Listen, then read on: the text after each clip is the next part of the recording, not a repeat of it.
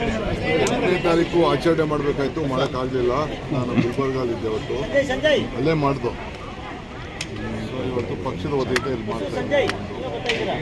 ಮಧ್ಯಾಹ್ನ ಬೆಂಗಳೂರು ನಗರಕ್ಕೆ ಸಂಬಂಧಪಟ್ಟಂತೆ ಎಲ್ಲ ಕಾರ್ಪೊರೇಟ್ಗಳು ಚುನಾವಣೆಗೆ ಸ್ಪರ್ಧೆ ಮಾಡಿದಂಥವನ್ನೆಲ್ಲ ಕರೆದಿದ್ದೀವಿ. ಅದಾದ್ಮೇಲೆ ಪದಾಧಿಕಾರಿಗಳು ಕರೆದಿದ್ದೀವಿ. ಸೊ ಇವತ್ತು ಶನಿವಾರ ಈ ಕಾರ್ಯಕ್ರಮ ಇದೆ. ಬಿಜೆಪಿ ಚುನಾವಣೆಗೆ ಖಂಡಿತ ನಾವು BBMP ಚುನಾವಣೆ ಮಾಡಲೇಬೇಕು. ನಿಮಗೆ ಎಷ್ಟು ದಿನ ನಾವು ತಪ್ಪಿಸ್ಕೊಂಡು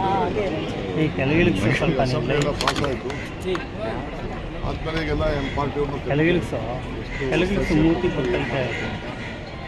ಕೆಲವೆಲ್ಲ ಅನ್ಅಫಿಷಿಯಲ್ ಆಗಿ ಕೆಲವು ಸಲಹೆಗಳನ್ನು ಕೊಟ್ಟಿದ್ದಾರೆ. ಅಫಿಷಿಯಲ್ ಆಗಿ ಅವರ ಸಲಹೆ ಕೇಳಿ ಕಾರ್ಪೊರೇಷನ್ ಎಲೆಕ್ಷನ್ ಮಾಡಲೇಬೇಕು. ಸರ್, ಮುಸ್ಲಿಮರಿಗೆ 4% ರಿಸರ್ವೇಷನ್ ಅನ್ನೋ ಕ್ಯಾಬಿನೆಟ್ ಅಲ್ಲಿ ಚರ್ಚೆ ಆಗಿದೆ, ನಾಳೆ ಬಿಲ್ ಆಗುತ್ತೆ. ಯಾರು ಹೇಳಿದ್ದು 4% ಮುಸ್ಲಿಂ ಕೊಡ್ತಾ ಇಲ್ಲ? 4% ಅನ್ನೋದು ಸುಳ್ಳು. ಇನ್ನೆಷ್ಟು ಪರ್ಸೆಂಟ್ ಸರ್? ಅಲ್ಪಸಂಖ್ಯಾತರಿಗೆ ಅಂತಿದೆ. ಅಲ್ಪಸಂಖ್ಯಾತರು, ಬ್ಯಾಕ್ವರ್ಡ್ ಕ್ಲಾಸು ಎಲ್ಲ ಮೈನಾರಿಟಿಯಿಂದ ಎಲ್ಲರೂ ಸೇರ್ತಾರೆ.